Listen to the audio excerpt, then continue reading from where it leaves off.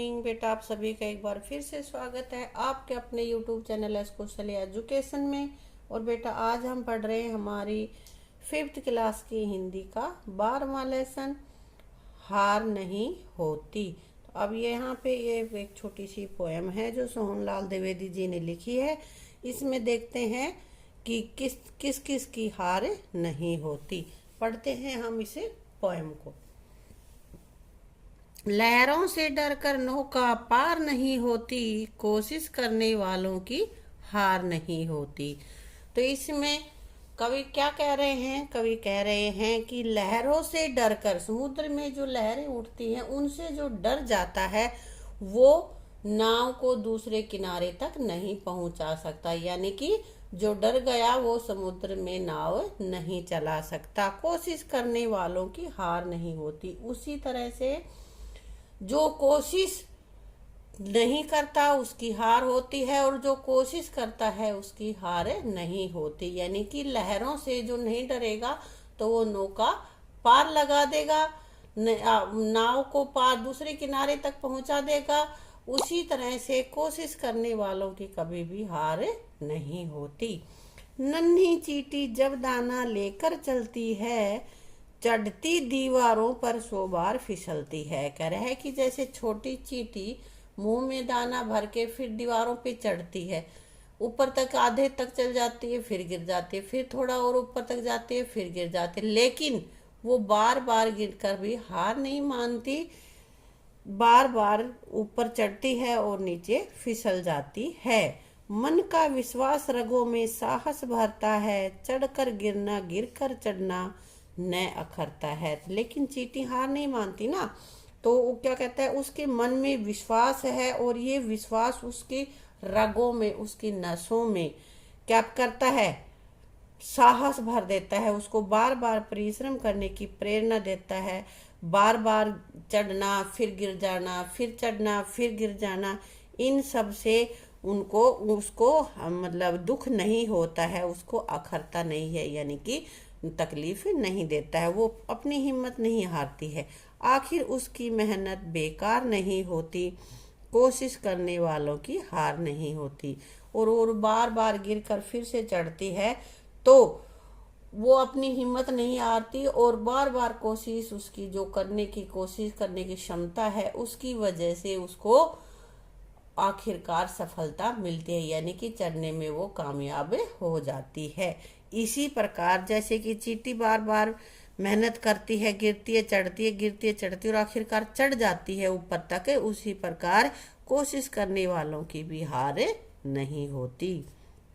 डुबकिया सिंधु में गोताखोर लगाता है, जा जाकर खाली हाथ लौट कर आता है। गोताखोर बेटा जो पानी में डुबकी लगाते हैं ना, अंदर से नीचे से निकाल के लाते हैं कोई भी सामान कुछ भी, तो उनको बोलते हैं गोताखोर। सिंधु मतलब सागर, समुद्र में जो गोताखोर है वो डुबकी लगाते हैं और बार बार खाली हाथ आ जाते हैं, यानी कि हर बार उनको सामान नहीं मिलता। मोती तो बहुत मुश्किल से मिलते हैं। मिलते सहज ही मोती गहरे पानी में, बढ़ता दूना उत्साह इसी हैरानी में। कह रहा है कि गहरे पानी में इतनी आसानी से मोती नहीं मिलता। मोती क्या होता है? बहुमूल्य एक हीरा होता है जो समुद्र में नीचे ही पाया जाता है। तो कहता है कि इतनी आसानी से नहीं मिलता, लेकिन गोताखोर बार बार खाली हाथ आने के बाद भी उसका उत्साह कम नहीं होता। बढ़ता दूना उत्साह इसी हैरानी में। वो यही सोचता है कि मोती इतनी आसानी से नहीं मिलता और यही बात उसमें उत्साह भर देती है। मुट्ठी उसकी खाली हर बार नहीं होती, कोशिश करने वालों की हार नहीं होती। और यही वजह है कि वो कोशिश करता रहता है और कोशिश करता है तो उसकी मुट्ठी हर समय खाली नहीं आती, यानी कि बार बार मेहनत करने से उसको सफलता अवश्य मिल जाती है और उसको मोती भी मिलता है। क्या कमी रह गई देखो और सुधार करो, असफलता एक चुनौती है इसे स्वीकार करो। क्या कमी रह गई देखो और सुधार करो। इसमें ये कह रहे हैं कि अगर हम कोई काम कर रहे हैं और हमें असफलता मिलती है, हम सफल नहीं होते हैं, तो इसका मतलब यह नहीं है कि हमारा आखिरी प्रयास होना चाहिए। उस असफलता को स्वीकार करो, उसमें क्या कमी रही कि जिससे हम सफल नहीं हो सके, उस कारण को ढूंढकर उसमें सुधार करो। जब तक न सफल हो नींद चैन भी की त्यागो तुम, संघर्षों का मैदान छोड़ मत भागो तुम। क्या कह रहे हैं कि जब तक कि तुम्हें सफलता नहीं मिलती, इसलिए तब तक चैन की नींद मत सो, यानी कि आराम मत करो, उसको सफल होने का प्रयास करते रहो। संघर्षों का मैदान छोड़कर मत भागो, और संघर्ष करना बंद मत करो। कुछ किए बिना ही जय जयकार नहीं होती, कोशिश करने वालों की हार नहीं होती। यहाँ पे कवि कहते हैं कि जो मेहनत नहीं करता उनकी कोई भी प्रशंसा नहीं करता। जय जयकार करना मतलब उनका जयकारा नहीं बोलता, मीन से उनकी कोई भी प्रशंसा नहीं करता। मेहनत करेगा, सफल होगा तो ही तो उनकी प्रशंसा होगी बेटा। कोशिश करने वालों की हार नहीं होती, क्योंकि जो बार बार कोशिश करते हैं उनकी कभी भी हार नहीं होती, उन्हें सफलता अवश्य मिलती है। तो बेटा यह हमें कोशिश करने की प्रेरणा देने वाली कविता है, जिसको लिखा है सोहनलाल द्विवेदी जी ने। सबसे पहले बेटा हम लिखेंगे इसका प्रसंग, और प्रसंग के बाद हम इसका सरलार्थ करेंगे। सरलार्थ हम कर चुके हैं, तो देख लेते हैं प्रसंग क्या होगा। तो इसका प्रसंग कैसे लिखोगे बेटा? यह पद्यांश हिंदी पाठ्य पुस्तक झिलमिल भाग 5 की कविता हार नहीं होती से लिया गया है। इस कविता के कवि हैं सोहनलाल द्विवेदी जी।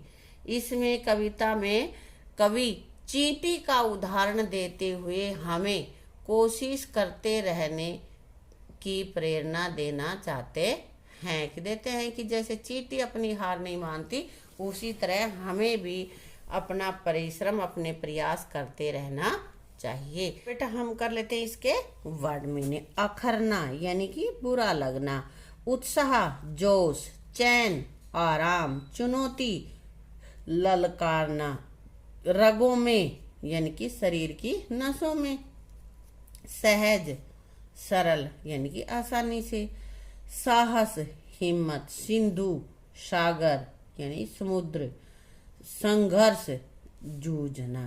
ठीक है, अब इसके हैं क्वेश्चन आंसर। पहला क्वेश्चन हमारे पास है, चींटी की मेहनत बेकार क्यों नहीं होती? क्यों नहीं होती? क्योंकि चींटी दीवार से बार बार गिरने के बावजूद ऊपर चढ़ने की कोशिश करती रहती है, आखिरकार वह सफल हो जाती है। क्योंकि वो कोशिश छोड़ती नहीं है, कोशिश बंद नहीं करती, अपनी लगातार जारी रखती है, इसलिए उसको आखिर में सफलता मिल ही जाती है। गोताखोर सागर में क्या प्राप्त करने के लिए गोता लगाता है? क्या प्राप्त करता है बेटा? वो गोताखोर सागर में मोती प्राप्त करने के लिए गोता लगाता है। व्यक्ति की जय जयकार कब होती है? व्यक्ति मेहनत करके कुछ करने की कोशिश करता है, मतलब किसी कुछ चीज को पाने के लिए, कोई काम करने के लिए अगर वो मेहनत करता है, कोशिश करता है और उस कार्य में सफलता मिलती है, तो उस कार्य में सफलता मिलने पर उसकी जय जयकार होती है। जब कविता में सफलता प्राप्त करने का क्या उपाय बताया गया है? क्या बताया गया है बेटा? सफलता प्राप्त करने का मुख्य उपाय कोशिश करना बताया गया है। क्या बताया है? कोशिश करना ही सफलता प्राप्त करने का मुख्य उपाय है। ठीक है बेटा। अब बेटा हमारे पास आगे है, अपनी कोई कमी बताएं जिसे आपने कोशिश करके दूर कर लिया हो, और कमी को दूर करने के लिए आपने कौन सी कोशिशें की? कौन सी बेटा? ये तुम देखना, तुमने क्या कमी थी और उसको दूर करने के लिए क्या प्रयास किया और फिर तुमने दूर कर लिया। कई बच्चों की लिखाई बहुत खराब होती है, तो ये भी लिख सकते हैं कि भाई मेरी लिखाई पहले बहुत खराब थी, फिर मैंने बार बार लिखकर कैसे दूर करी वो कमी? बार बार लिखकर उस कमी को दूर कर लिया है, अब मैं अच्छा लिखने लग गया हूँ। हो सकता है ना ये? हाँ।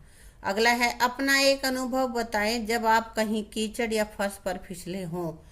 फर्श पे गिर जाते, आजकल तो फर्श ही इतने चिकने होते हैं, थोड़ा सा पानी है, बच्चे घूम रहे हैं तो फिसल के गिर जाते हैं ना, ये भी लिख सकते हो। या बारिश में जब कीचड़ हो जाता है, तो मैं स्कूल जा रहा था और भाई बारिश में कीचड़ की वजह से मेरा पैर फिसल गया।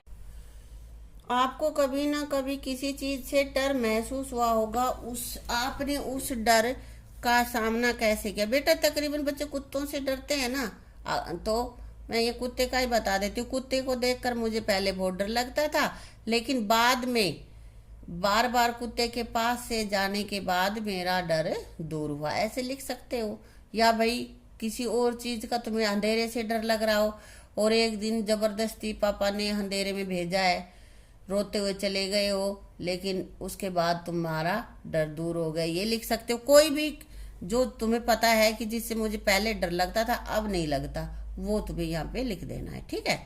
अगला है चींटियां लाइन में चलती हैं। देखा है ना, चींटियां हमेशा लाइन में ही चलती हैं। हाँ, आप कब कब लाइन में चलते हैं? तुम कब लाइन में चलते हो बेटा? एक तो क्लास के कमरे से और प्रार्थना सभा में जाते हैं तो लाइन पे जाते हो ना।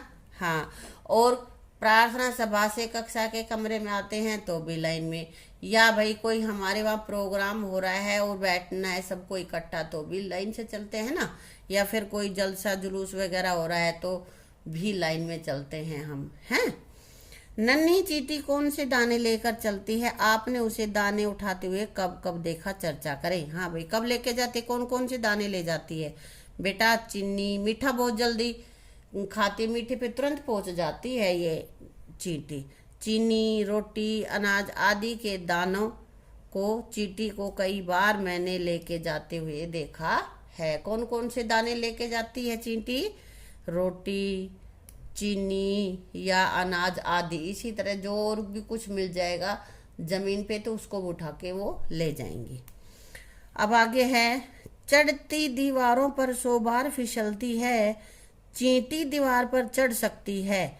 नीचे कुछ जीवों के चित्र बनाए गए हैं, बताएं कौन से जीव कमरे की दीवार पर चढ़ सकते हैं। इन जीवों को देखना है सारों को, और इनमें से तुम्हें निशान लगाना है उन पे जो कि दीवार पर चढ़ सकते हैं। कौन कौन से हैं? सांप, उसके बाद ये छिपकली, फिर चूहा। चूहा भी चढ़ जाता है ना कई बार, एक दूसरे चीज पे सहारा लेके चढ़ जाता है। और कौन सा चढ़ जाता है बेटा? गिरगिट भी होता है, जब वो पेड़ पे चढ़ रहा है दीवारों पे भी चढ़ जाता है। यहाँ पे मक्खी भी है और गिलहरी, गिलहरी भी है ना, गिलहरी भी चढ़ जाती है।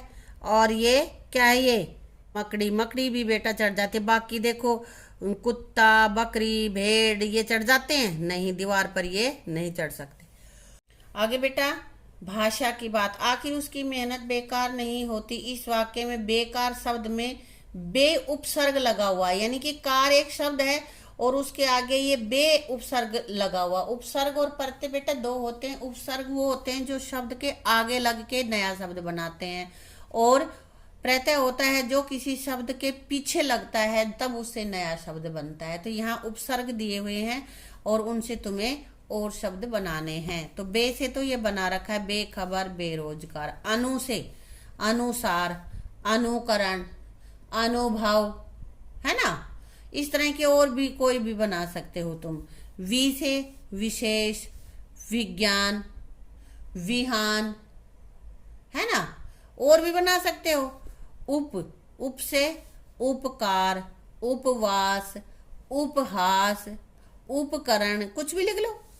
सु से सुगम, सुविचार, सुदर्शन, सुशासन, कुछ भी लिखो। आगे ये तुम्हें लिखने हैं दो दो आगे, ठीक है। आगे है चींटी दाना लेकर चलते। इस वाक्य में चलने का काम चींटी ने किया है, इसलिए वह करता है। तो करता क्या होता है बेटा? जो कोई काम कर रहा है, वाक्य में वो शब्द जिससे ये पता चलता है कि वो कोई काम कर रहा है, तो उस काम करने वाले को हम कर्ता कहते हैं। जैसे राजीव मीठे आम खाता है। मीठे आम खाता है, कौन खाता है? कौन खाता है बेटा? राजीव। तो ये हमारा कर्ता है। बच्चा गेंद से खेल रहा है। बच्चा गेंद से मतलब गेंद से खेल रहा है, कौन? बच्चा। तो यहाँ पे बच्चा हमारा कर्ता है। बंदर पेड़ पर उछल कूद कर रहा है, कौन उछल रहा है? बंदर, इसलिए हमने यहाँ पे बंदर लिख दिया। कोमल अपने भाई की पुस्तक पढ़ती है। इसमें कौन पढ़ रहा है कि अपने भाई की पुस्तक कौन पढ़ रहा है? कोमल, तो यहाँ पे कोमल आ गया। ठीक है, अब आगे है बेटे की एक कहानी सी दे रखी है और उसमें पिक्चर बना रखे हैं बीच में। जैसे नीचे कुछ शब्द और चित्र दिए गए हैं, इनकी सहायता से कहानी को पूरा करें। बीच बीच में जो चित्र हैं उनका हमें लिख देना है और कहानी पूरी हो जाएगी। जैसे किसी फिर पेड़ का चित्र बना दिया पर एक, तो पेड़ की जगह पे क्या लिखेंगे, पेड़ लिख लेंगे हम। मैंने बेटा ये यहीं पे लिख दिया, तुम अलग से लिख के लिखना, क्योंकि तुम्हारे इसमें स्पेस नहीं था, इसलिए मैंने यहीं पे ये नाम लिख दिए। ठीक है, तो कैसे पढ़ेंगे, किसी पेड़ पर एक, ये क्या है, चिड़िया, तो मैंने चिड़िया लिख दिया। फिर ये फोटो की जगह एक चिड़िया रहती थी एक दिन जंगल में, ये किस चीज का साइन है, आग का, तो हमने लिख दी आग लग गई। सभी, ये कौन है, देखो पशु भी है पक्षी भी, दोनों दौड़ रहे हैं ना, तो यहाँ लिख देंगे पशु पक्षी अपनी जान बचाने के लिए इधर उधर भागने लगे। तभी चिड़िया अपनी चोंच में पानी लेकर आई और आग बुझाने लगी। यह देखकर सभी, सभी कौन, वहां पे पशु और पक्षी दोनों ही है ना, ये उसका मजाक उड़ाने लगे। फिर भी ये कौन है, चिड़िया, चिड़िया ने हार नहीं मानी और अपना काम करती रही। पूरा दिन बीत गया पर चिड़िया की कोशिश में कोई कमी नहीं आई। जहां चिड़िया की पिक्चर है वहां चिड़िया लिख देंगे बेटा। चिड़िया की इस कोशिश को देख सभी, फिर ये क्या है, पशु पक्षियों का हौसला भी बढ़ गया। देखते देखते सभी ने, ये क्या है, दिख रहे ना बहुत सारे पेड़ है, ये आग सी लगी हुई है जंगल की, और ये आग, आग को बुझा दिया। तो बेटा ये लेसन हमारा यहीं पे कंप्लीट हो जाता है, और आगे का जो अगला लेसन है वो हम अपनी अगली वीडियो में कर लेंगे। और इस लेसन को जब तक तुम बहुत अच्छे से अपनी नोटबुक में भी उतार लेना और प्रसंग सहित सरलार्थ करते हुए इसको कंप्लीट कर लेना। ठीक है बेटा, थैंक यू।